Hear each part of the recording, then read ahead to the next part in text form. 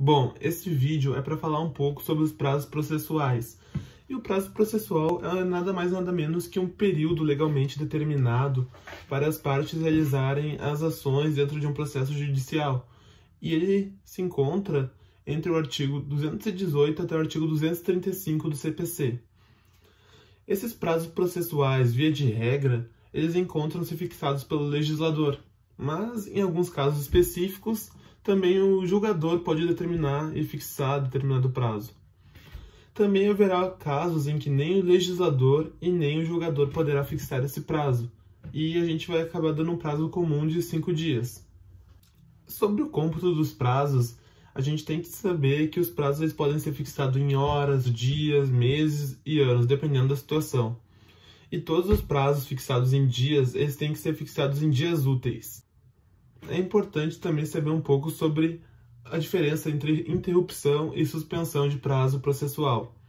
A interrupção, primeiro, na data da interrupção irá ocorrer o zeramento do prazo, e quando iniciar seu cômputo, será do zero. Enquanto na suspensão, na data da suspensão, irá ocorrer o congelamento do prazo, e quando voltar a contagem do prazo, ele voltará da onde ele parou.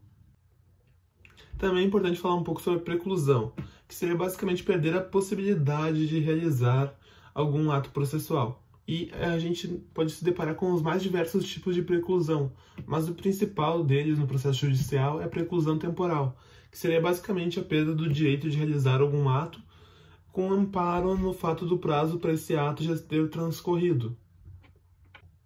Também é importante falar um pouco sobre o dia do começo, que ele está no artigo 224 do CPC, no qual diz que o cômputo dos prazos processuais, salvo disposição legal expressa em sentido contrário, excluirá o dia do começo, também conhecido como termo inicial, e incluirá o termo final.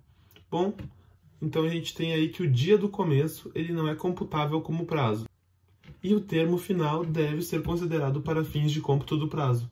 E se porventura o cômputo do prazo em meses ter seu termo final em dia não útil, o prazo deve ser terminado no próximo dia útil subsequente.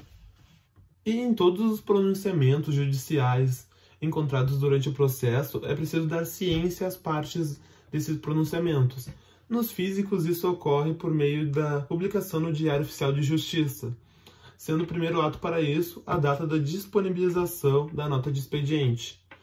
E irá considerar como data da publicação o primeiro dia útil subsequente à data da disponibilização dessa nota de expediente no Diário de Justiça, sendo esse dia da publicação considerado como o dia do começo. É importante dizer que os julgadores também deverão cumprir prazos, mas diferentemente das partes, eles possuem prazos dilatórios, ou seja, eles devem cumprir os prazos deles, mas se não tiver como, eles precisarão fundamentar a razão por não ter cumprido esse prazo, e ele poderá utilizar do prazo em dobro. Por exemplo, se o prazo para o legislador era de 5 dias, com prazo em dobro fica de 10 dias. Enquanto para as partes a gente encontra os prazos peremptórios, ou seja, são os prazos que conduzem uma preclusão temporal caso não sejam cumpridos.